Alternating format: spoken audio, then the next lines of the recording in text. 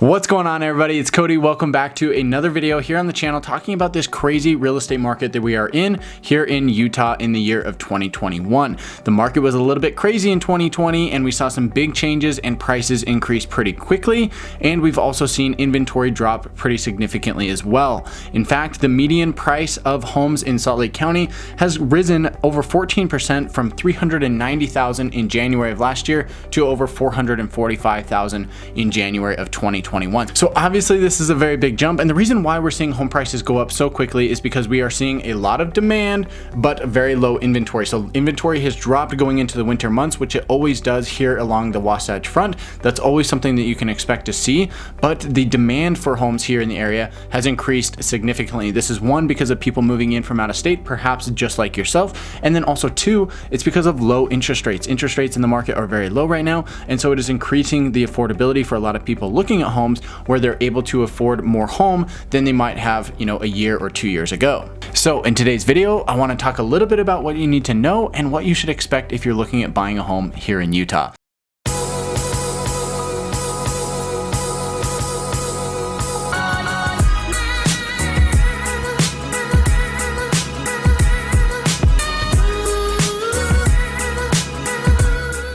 First, I want to start things off and say, look, you should expect to see lines at showings. I've spent a lot of time standing in line waiting to get into a home over the past couple of months because there are a lot of people looking for homes, but there's also restrictions on the amount of showings. Generally when there's a lot of demand for a home, we'll just let everybody in all at the same time. It's kind of just like a big open house. Everybody takes a look around and that's the way it goes. But now with the COVID restrictions, everybody's been kind of limited and they're only allowing one person or one group into the home at a time. So it's very common to wait, 15, 20, 30 minutes just to get into the home because there's a line of people waiting to get in. So it can be a little bit crazy, but that's something you just need to expect if you're looking at homes in this market.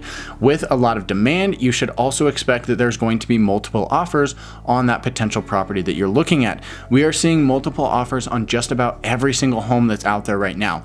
Any home, even going up to $600,000, $700,000, $800,000 in price, even on a couple homes $1 million plus, we're seeing multiple offers and homes selling very quickly. So this is something you just need to go into and expect to see. It's going to vary a little bit on the price range, right? Of course, the lower end of the market is going to see more offers just because that's the price range that more people can afford. So if you're looking in that $300,000, maybe $400,000, maybe up to $450,000 price range, you should expect to see homes that have, anywhere from 10 to 15 offers at the very minimum. As long as it's priced right and it's a good house in a good neighborhood, you're going to see multiple offers on it. Now, I have seen some homes that even have upwards of 20 or 30 offers. Keep in mind that this can make it very difficult to get your offer accepted. In this situation, you've got 30 potential people who are interested in buying this home and say, hey, I want to buy it, but unfortunately only one person is able to do so. So I would tell you, expect to lose out on at least a couple of homes. This is going to be a scenario where no matter how good I am at representing you, help purchase that home, there's still a chance that we're going to miss out on a couple of homes. And so I don't want you to fall in love and then miss out on the dream home that you need to have. This is some of the things we're going to work through. I'm going to be giving you some tips here later on in the video, so make sure to stay tuned all the way to the end because we're going to talk about some tips and tricks that you can do that I'll help discuss with you when we're writing your offer to be able to make sure that we get into that very first position.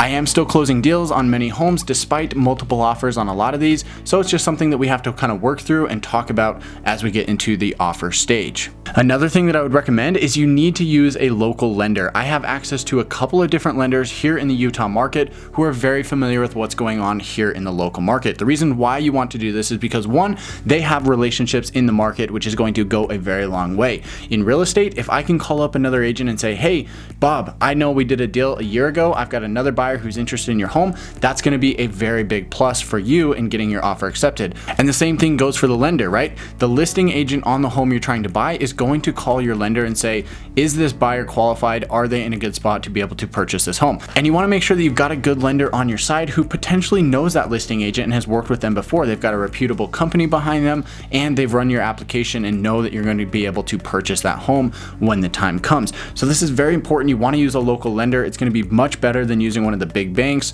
or one of the national lenders because they just don't have the local knowledge that can really go a long way, especially in this competitive market. Jumping back to multiple offers and kind of what you should expect with that, I would say, honestly, I know it sucks to hear it, but I would say you've got to expect to pay more than the home. The list price that you see on that home is honestly probably going to be a little bit low to what the home actually sells for when it closes in roughly 30 to 45 days. I've seen it time and time again where the home might be listed for $400, but we're seeing offers come in that are 10, 15, 20, even $30 to $50,000 above the listing price in some cases. So this is something that I know it sucks to hear, but I want to prepare you so that you know really what to expect in today's market. You're going to expect to pay more than what the list price is actually at. Now, of course, this isn't on every single home. There's going to be some variables. Of course, not every home, maybe the home is listed way overpriced just to begin with, and it might sell for a little bit less.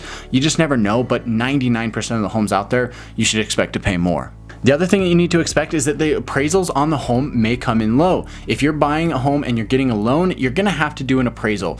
Unless you're putting a significant amount down, the bank is almost always going to require an appraisal on the property because they want to make sure that the home that you're trying to buy is actually worth what you're trying to buy it for, right? They don't want you to go and say, hey, I'm going to buy a $500,000 house when the home is really only worth maybe $300,000, right? They don't want to loan you more than the home is actually worth because the home is used as the collateral for that piece of property. So the appraisal is going to be required, and unfortunately we are seeing that appraisals are coming in low now. So one thing that we're seeing in offers that is very common is either waiving the appraisal contingency altogether or agreeing to pay more than the appraised price if it comes in lower than what the purchase price is. Let me give you an example. Let's say that you've got a home, it's listed at $500,000 and you go in and you offer $550,000. Well, maybe that appraisal on that home doesn't come in at $550,000 like you had hoped for. The appraisal only comes in at $530,000. If that appraisal comes in at $530,000, the bank is only going to lend you money based off of that $530,000. In past markets, you have been able to go back to negotiate with the seller and say, hey, look, the appraisal only came in at $530,000, so that's all I can buy it for. But in this market, that's not really going to work. You're going to have to agree to pay more than the appraised price. Again, that amount is negotiable. It could be $5,000, $10,000, maybe the full amount up to the purchase price that you agreed upon. So if it's at $530,000 for the appraised price, you might have to pay $540,000, right? So you're getting the loan based off of that $530,000 amount, but then paying an additional $10,000, maybe even $20,000 out of pocket in order to be able to close that deal. So I know that's a little bit tough to stomach, but unfortunately that's the reality that we're living in. On that note, we're also seeing that people are waiving their contingencies altogether, whether this is for the inspection, the financing, or the appraisal. They're getting these contingencies waived and saying, look, seller, I am going to buy your house no matter what.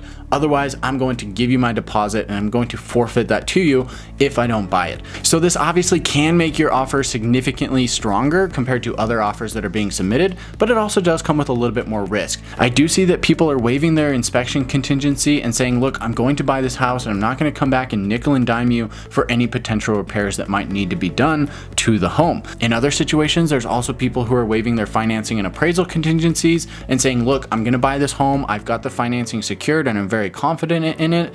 And I'm also going to waive the appraisal amount. And if that comes in, if there's a difference in there, I'm going to cover the difference out of pocket with my own cash. I am advising some clients to do this in this market. And if you're going to do this, it comes down to knowing that you feel confident in the home itself and in the lender to be able to get the job done for you. Again, this is where having a local lender and a local expert such as myself help represent you throughout this process is going to come in very handy during this move. Things are moving very quickly, and so it's good to have people on your side who are going to help fight for your offer, especially when there's 10, 15, 20 offers on that one home. In addition to all of that, there's some other things I want to say. You might have to end up moving further out from where you initially thought you were going to move to. Of course, the areas that are already established are becoming more and more expensive, and so to find cheaper real estate, you have to go further out than you might have expected.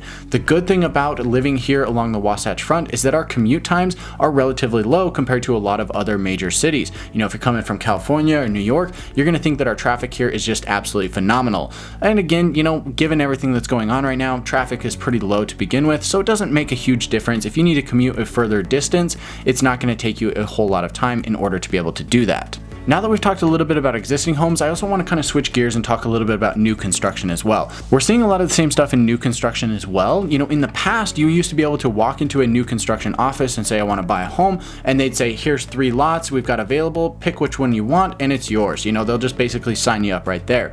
Unfortunately, right now, because there's so much demand for existing homes, a lot of those people who are looking at that are moving over here and looking at new construction instead, and new construction is in the same exact boat. The builders are only releasing a couple of lots at a time, and unfortunately they are saying, look, we're going to allow multiple offers, and so you need to make your offer as strong as possible. Again, some of these things come with waiving contingencies or making your deposit non-refundable right off the bat if you want to be able to win that home. So with that said, it doesn't always make sense to go the new construction route. It might still make sense to look at what the existing inventory is on the market right now, especially as we come out of the pandemic and as we move into spring. There's going to be more inventory coming up for sale, and there's going to be more options to choose from. Now, keep in mind that that does mean that as inventory levels go up, so will the demand. A lot of people who are going to be selling their homes in the spring here are also going to be looking for something locally to purchase as well. So they might be selling, but they're also going to be buying. So depending on where you're at in the market, the demand may also still be high compared to what we're normally seeing. So with all that being said, I want to kind of summarize and tell you, look, what do you need to know if you're looking at purchasing a home here in today's market?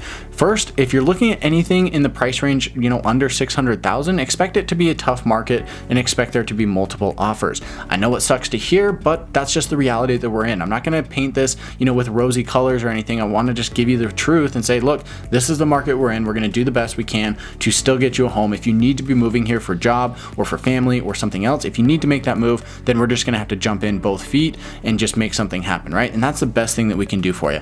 Next, I also want to point out that, look, you should expect to pay a little bit more than the list price, and you might also have to look at waiving contingencies. When you reach out to me, by the way, my information is here on the screen. Please get in touch with me if you're thinking about making that move here to Salt Lake City, Utah. I'd love to help you and I'd love to have a chat with you.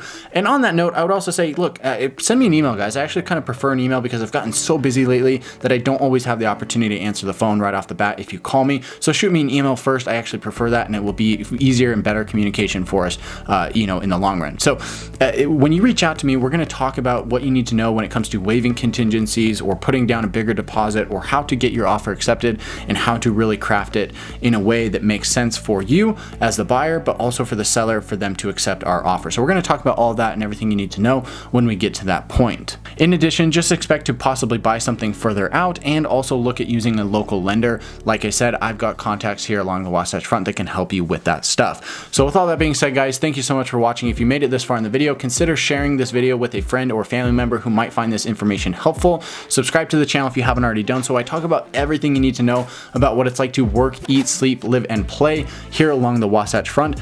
And last but not least, get in touch with me if you're making that move here to Salt Lake City, Utah, or any of the surrounding cities. Maybe it's Park City, maybe it's Draper, maybe it's Lehigh, Saratoga Springs. Anywhere you're looking to move, I am the guy that can help you make that possible. My information's here on the screen. Shoot me an email and we'll be in touch soon. With all that said, I'll catch you guys in the next one.